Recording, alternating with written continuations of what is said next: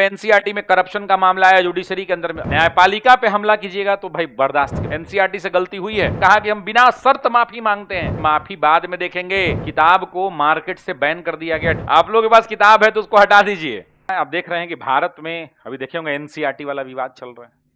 NCERT वाले विवाद में क्या स्थिति है देखिए, न्यायपालिका पे हमला कीजिएगा तो भाई बर्दाश्त के बाहर हो जाएगा। आप समझिए इस बात को कि देश लोकतांत्रिक व्यवस्था से चलता है, देश के अंदर में लोकतांत्रिक व्यवस्था है।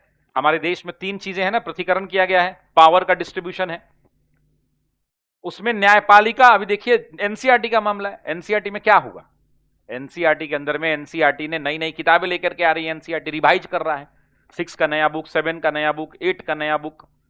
8 का जब किताब आया है तो विवाद का गढ़ हो गया। एसएसटी की किताब आई है 8 वाली, 8 वाली एसएसटी की किताब में क्या हुआ, 8 वाली एसएसटी की किताब में एक चैप्टर आया जिसमें एक सब हेडिंग आया करप्शन इन जुडिशरी। बताइए, वो न्यायपालिका जो सबसे शुद्ध रूप से मानी जा रही है, उस न्यायपालिका पर ऐसा आक्षेप लगा।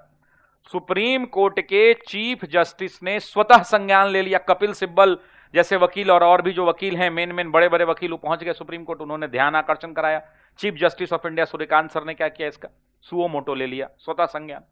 अब स्वतः संज्ञान में यह हुआ कि स्वतः संज्ञान में उन आया गया सॉलिसिटर जनरल भारत के जो तुषार मेहता सर, वो प्रोड्यूस में तुषार मेहता खड़े हुए, उन्होंने कहा कि हम बिना शर्त माफी मांगते हैं, एनसीईआरटी से गलती हुई है, हम उन दोनों आदमी जो लोग उस चैप्टर को लिखा है उसको जिंदगी भर सरकारी कोई काम नहीं देंगे, कोई किताब नहीं लिखवाएंगे, कुछ भी नहीं करेंगे। लेकिन सुप्रीम कोर्ट अड़ गया।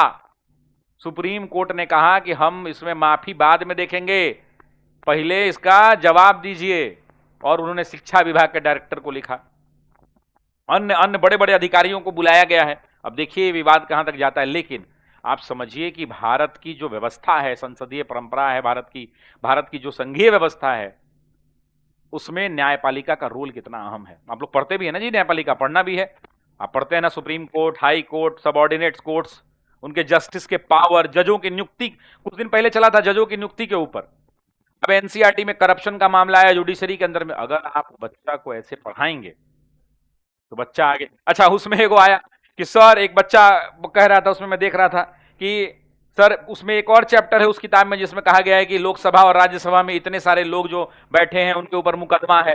तो भाई वो तो एडीआर की रिपोर्ट है, वो तो हर साल जारी की जाती है एडीआर की रिपोर्ट, और एडीआर की रिपोर्ट तो कई मामलों में कई बार बताती है एडीआर की रिपोर्ट। और एडीआर की रिपोर्ट में बताती है कि इतने प्रतिशत लोग संसद में बैठे हुए दागी हैं, इनके ऊपर इस स्तर का मुकदमा है। तो वो कहानी अलग है, लेकिन ये कहानी अलग है। ये बात आप समझ रहे हैं ना। तो इसलिए थोड़ा सजग रहिए, बढ़िया से पढ़िएगा आप लोग, तो आप लोग को भी लाभ मिलेगा, है कि नहीं। तब देखिए इसमें फाइनल क्या होता है, ये देखने लायक है, ये मतलब इंतजार रहेगा। और इसमें तो गलत हो रहा है, एनसीईआरटी तो माफी मांग रहा है, डायरेक्टर अब आ रहे हैं, फाइनल क्या होता है। चैप्टर तो अच्छा, उस किताब को मार्केट से बैन कर दिया गया, डिजिटल कॉपी हटा दिया, आदेश आया कि हटा दीजिए। इनफैक्ट जो किताब बाजार में बिक रहा है, आप लोग के पास नहीं ना जी आप लोग के पास किताब है तो उसको हटा दीजिए। वो किताब जो है, वो एनसीईआरटी का किताब बाजारों से भी उसको हटाया जा रहा है, तो एक बड़ा मामला हो गया है कि नहीं।